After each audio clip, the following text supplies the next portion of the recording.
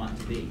He hosts a small group Bible study for young unmarried professionals through Christ Community Church each week at his home in Huntersville, and is training to become a small group leader. Tom will be sharing some humorous examples of misguided compliments and questions that you just shouldn't say in a speech titled, "Did they really just say that?" Tom.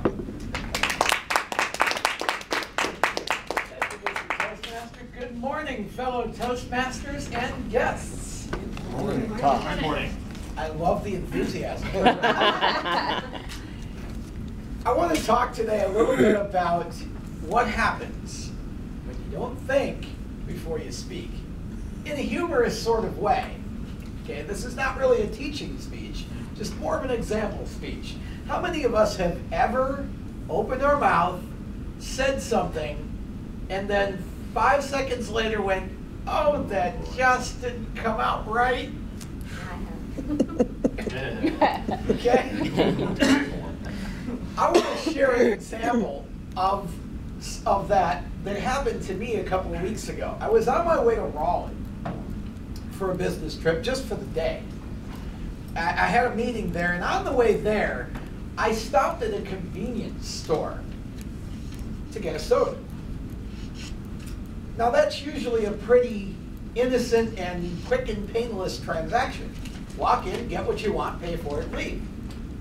It was about 2 in the afternoon, and there was this older woman working the counter in this convenience store.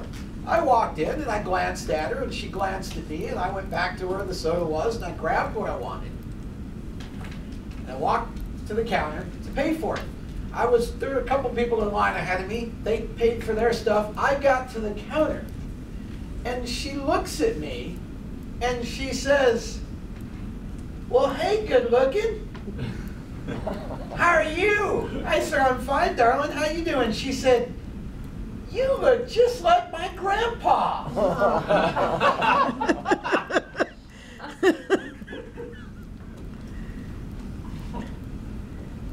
"Your grandpa must be a good-looking man," I said.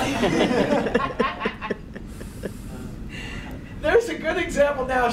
I don't think to this day she realizes that the last thing she did was compliment me. But you know what? She meant well by it. Just an example of choosing your words carefully. Let me illustrate another story that happened some years back. I had some really good friends of mine, including my boss, who were all getting together for dinner one time up in a little town called Oneida, New York. There was a racetrack nearby. So I brought my younger brother with me because we were going to have dinner and then go to the race afterward. So we're sitting there, and my boss's wife had prepared dinner. Now, she prepared Cornish game hens. Oh, boy. Has anyone ever seen Cornish game hens? Okay, if you have, then you know that one of the characteristics of a Cornish game hen is it's a small bird. It's not very big. Now, I'd never eaten Cornish game hens, so I was kind of anxious to try it because pretty much anything that's a bird, I like to eat. So I'm thinking, well, this will be fun. Now, my brother's 4 years younger than me and was born a comedian. Consummate wisecrack. Now, this is my boss's wife preparing dinner here. So she serves puts everything on the plates, and she's serving the plates to us at the table.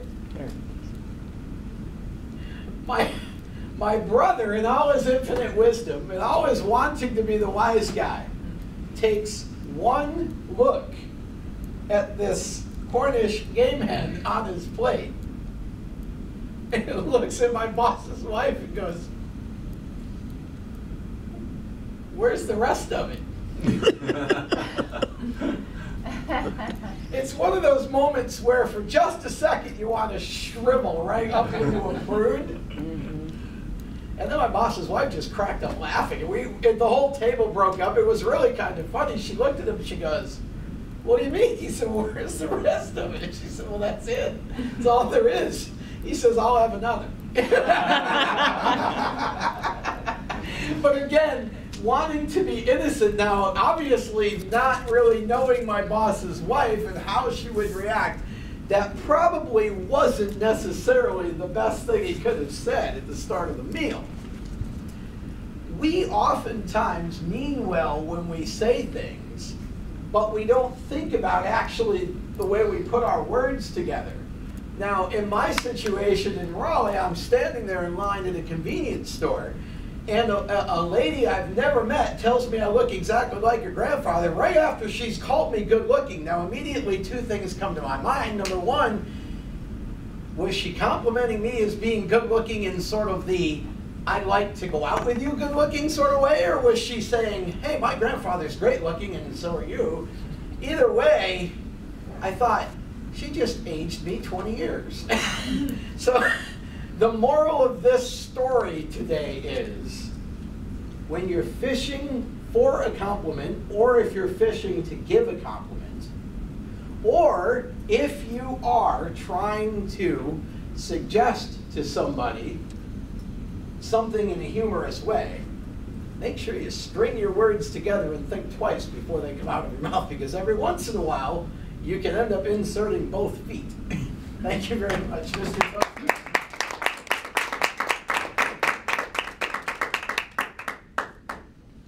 Oh, flashbacks. My speech would have been a lot longer. I'd have gotten a red light a long time ago. Alrighty, now's the time. If our timer would give us 1 minute on the clock to give Tom his praise and polish.